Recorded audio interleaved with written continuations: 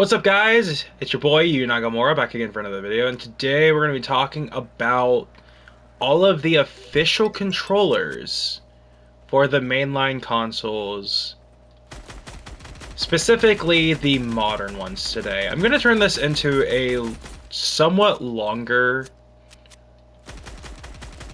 video series where I'm going to be talking about this in multiple parts, because trust me, if I tried to talk about all of these in one video, I'm pretty sure my PS5 would just tell me no. So, we are just talking about the mainline consoles today, specifically the PS5, the Switch, and the Xbox. Now, I would talk about PC, keyboard, and mouse, but I feel like that deserves its own video, and in all honesty, I'd rather not address anything PC-wise just yet, because that is a whole nother topic and another can of worms that I'm gonna piss people off with my opinions on, and I'd much rather just avoid that entirely as of the moment. Now, as for the mainline consoles, I have had my experiences with at least every single one of them at this point, for me to give you a pretty good opinion on every controller and their pros and cons, and just my overall thoughts and feelings on the official controllers, for you to make a good choice on whether or not it's even for you, or maybe it is time for you to start looking for an alternative option. And trust me, there are some people who are going to be looking for an alternative option because of some of these controllers. So, first and foremost, the controller I'm going to talk about the most, at first, God, English is so hard for me right now. I want to talk about the Nintendo Switch controllers, specifically the Joy-Cons. So, first and foremost, the Joy-Cons are okay at best. They are very, very nice for handheld. They are very nice for being a utility controller. But I think that is their biggest weakness. So, the Nintendo Switch joysticks specifically have a serious stick drift issue that pops up very quickly with these controllers. And don't get me wrong, I love the Nintendo Switch and the Joy-Cons, but I can't ignore the fact that the Switch just does have these issues. The Joy-Cons will stick drift. It's not a question of if they'll stick drift, it's a question of when they'll stick drift. And that does suck. And replacing these joysticks are a pain in the ass. You run the risk of breaking the controller just because you didn't do something right. And I kind of hate that.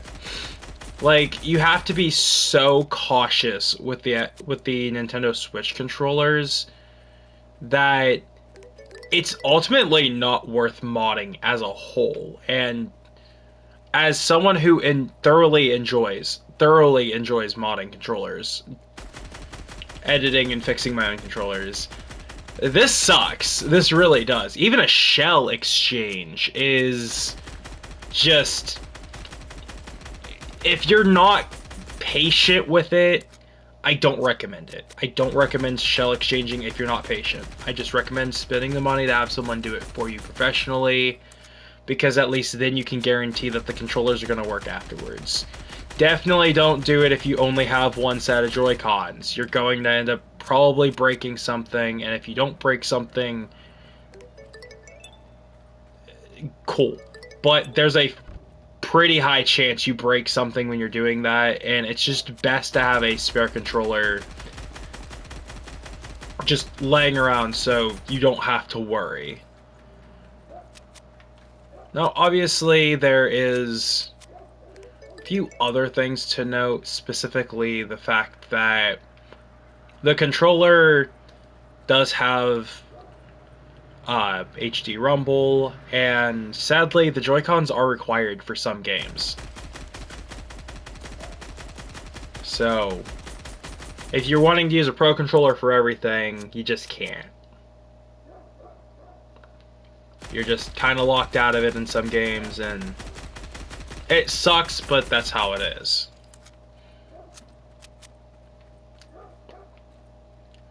Now, I do feel as if that was kind of a dumb decision, honestly, taking away, you know, the concept of the Switch is play your way, and they're taking away the ability for us to play our way in that case, but it's fine, honestly, because not every game has to allow for it. I just like when it does. As for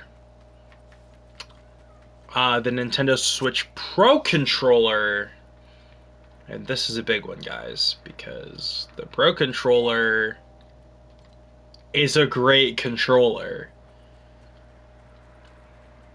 Now, obviously, I mentioned that pros and cons with the Switch Joy-Cons are, and I only really focused on the negatives. The pro, like the major pros with it are its utility and the fact that you can essentially use one and then hand the other off to another person. But the Pro Controller is a whole nother beast. It is a phenomenal controller. This controller's main draw for me and a lot of people is it is comfortable as all hell. It is one of the most comfortable controllers I've ever gotten the pleasure of using. So trust me, this thing's gas. In addition, it is a little more expensive of a controller at about $70, which I think is the norm now. Nintendo was definitely ahead of their time with how they were handling it. It had a gyroscopic controls, HD Rumble, and I'm not gonna lie, one of the easiest controllers I've ever modded in my life. I have an official Pro Controller that I modded with a shell exchange, joystick replacement, button replacements, charging replacements. I upgraded the battery. Like, it is super, super easy to get into, take apart, and start replacing things that you don't want to deal with on it. And even like if you're not into the whole like modifying controllers thing, it's still one of the most comfortable controllers you'll ever use right out of box. It's comfortable, it's ergonomic as all hell, and it's just perfectly designed for people with both bigger hands and smaller hands. It's just designed well. It's my go-to controller for all gaming, period. And I wish that I could use it on other consoles, but I can't. Its cons really are its battery life and just lack of colors. If you're wanting anything other than black, you either need to mod your own or go the routing of picking up a special editions, and these special editions are still nothing massive with colors. Like, you are pretty much limited to the black version of this controller, unless you're willing to, you know, shell out some extra cash. And I'm stuck in the cooler.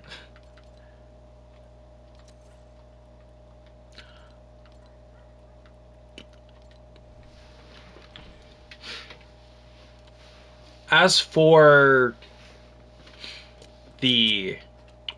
now, there's not too many. Again, there's not too many cons with the PS.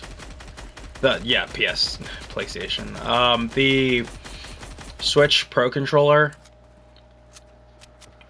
because in all honesty, it's just a very good controller as a whole.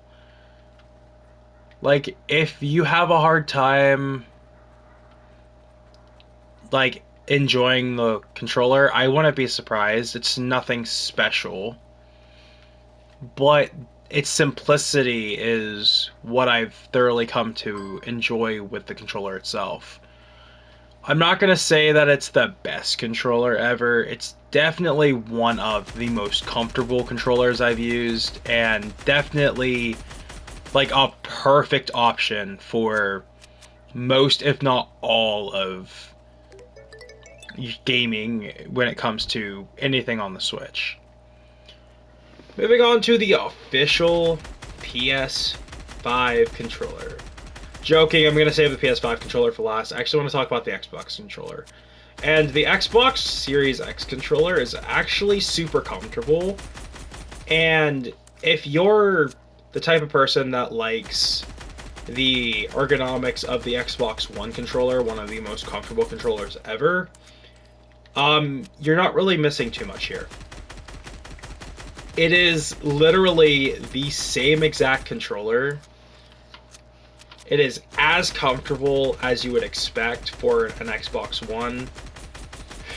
And I'll be honest, it's the fact that it's cross compatibility with the Xbox One just allows you to essentially keep playing on the Xbox One and not have to upgrade unless you're wanting to play those Series X games, is just very well thought out for a company like Microsoft that perhaps isn't inherently the best at keeping their consoles alive for a very long time. And this is easily chalked up to the console itself is great, but the way that Microsoft handles their company and just in general handles console gaming has made it to where that console just kind of has a hard time keeping a player base. There's not too many good exclusives. There's not too much reason to buy it over, let's say, the PS5 would be a good example. Because the PS5 has a buttload of exclusives and appeals to hardcore gamers. People looking for competitive home console experiences can easily go to playing on a PS5 and have somewhat of a competitive edge the moment that they step into the console space. Now, don't get me wrong, obviously the Xbox has this too, but PlayStation on top of that has just great exclusives that keep the console constantly alive. Now, don't get me wrong, Microsoft does have one massive benefit to PlayStation or Nintendo, in which PC gaming, they own that space. So you are pretty much, and I'm not going to say forced into it, but you might as well have been forced into using a Microsoft account to play on anything PC related, which I think is actually fine. That's a good concept to have, honestly. Because, in all honesty, 95% of people who game, I don't think they're going to have an issue creating an account anymore. It just happens so frequently where everything has its own accounts that it's just how it is now. Now, don't get me wrong, the Xbox Series X controller might not be my personal favorite controller, but it definitely is a controller that I have found myself using, enjoying, and will continue to want to use. Now, granted, I've also on the side of things of like people are like, oh, well, you can't really talk about that. You don't have a Xbox One or a Series X. But I have played with people who have them, and I would love to remember that I can actually just buy one. Like, dead ass. I keep forgetting that I can actually just buy a Xbox controller and start playing,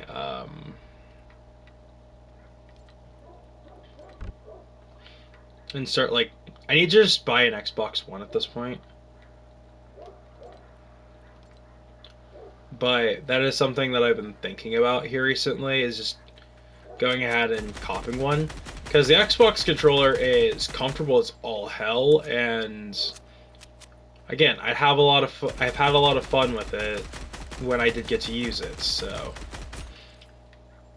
now, as far as, you know, when it comes to bigger consoles go, nothing is bigger than the PS5 right now. It is the biggest console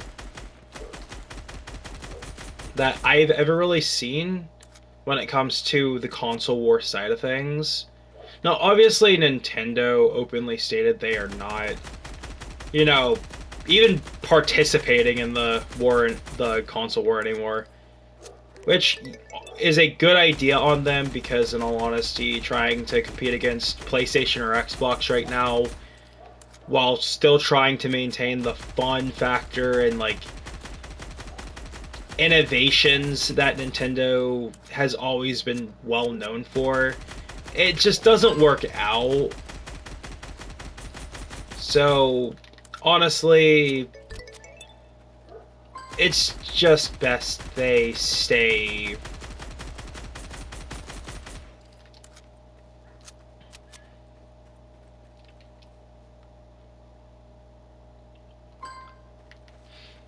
it's just best they stay out of the console war entirely and leave it to Xbox and PlayStation for the most part, which PlayStation seems like they're going to win this one, honestly. I mean, they are, it's just like the Xbox One, where, like, up until the Series X came out, I'm pretty sure, like, they were losing in the console, in, like, the race for most sales. And it's just largely due to the way that Xbox handles their consoles. PlayStation is definitely weird with how they do stuff, but the way that they have handled things makes a lot of sense. And don't get me wrong, Xbox does a really good job of making retro games and games that were available on, like, the 360 still available to this day, which baffles me. Xbox has gotten some of the better looking consoles over the last 10, 12 plus years.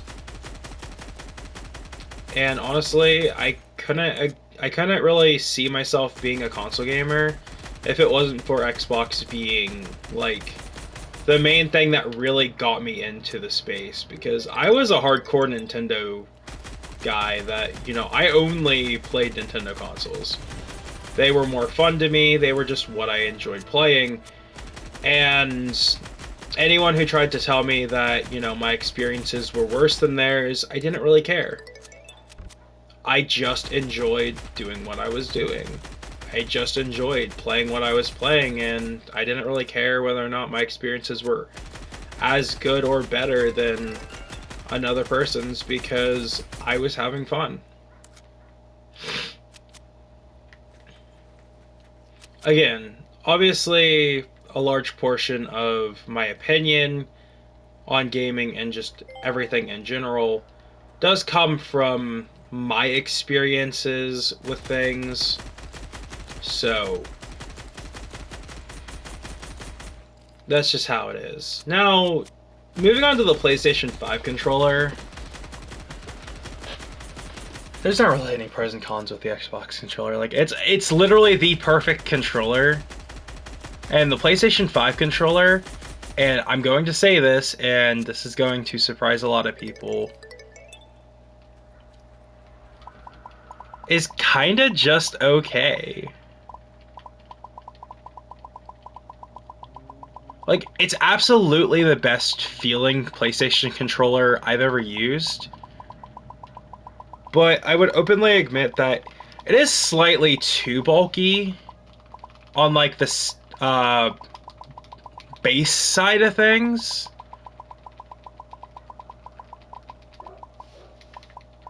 But it is definitely the most comfortable controller they've ever had, and that's just my opinion. Now, I will say that the PS4 controller was okay as well for comfortability reasons, but again, I digress. That's just kind of how things are.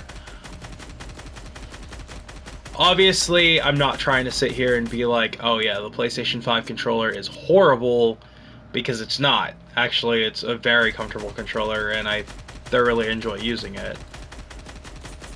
It's one of those moments of like, I like the controller because it does 100% feel quality. It's not the janky controller that a lot of people start to think it is. Or, you know, if you spend any time playing anything on Nintendo's consoles, you'd know people tend to have a really bad opinion of those controllers. And it's because most of them are innovative, don't get me wrong. Like, the Wii U gamepad was janky as all hell, did not hold a charge, has a bunch of complaining issues. The 64 controller was not shaped for human hands, is something that I hear a lot, which I think is a funny little concept because it does look like an alien, just spit up all over it.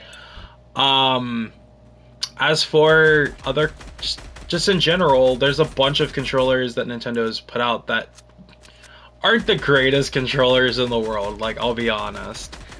But PlayStation tends to not get the same hate that those controllers do.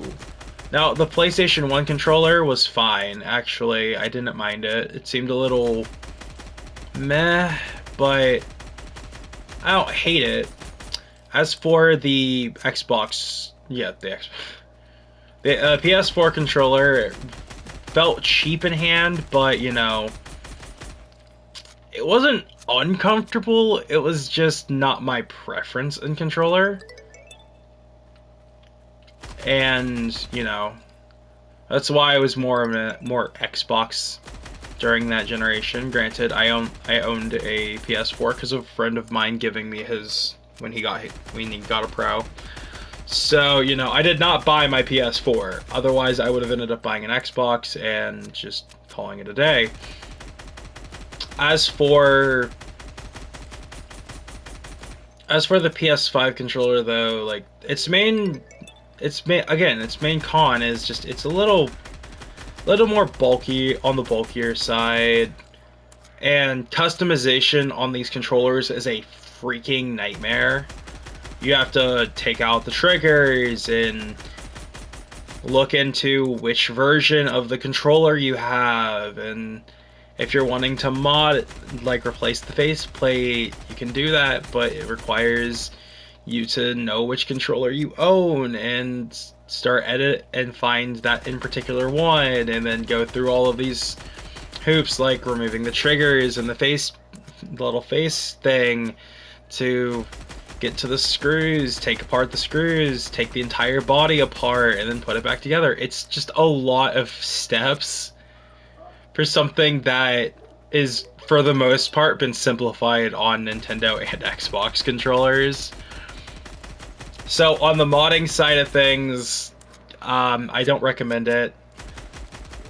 And obviously modding your controllers, I don't recommend in general, unless you're the type of person that likes to just modify like the types of sticks or buttons that you're using, or possibly adding like back buttons to your controllers. These are all perfectly fine, but I do highly recommend, if you're going to modding your controllers, first off, know what you're doing. Second off, know how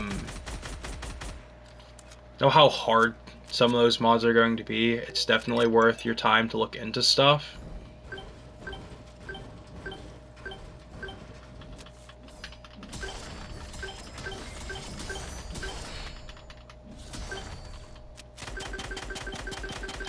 As for the pros for this controller, though, feels great, super responsive.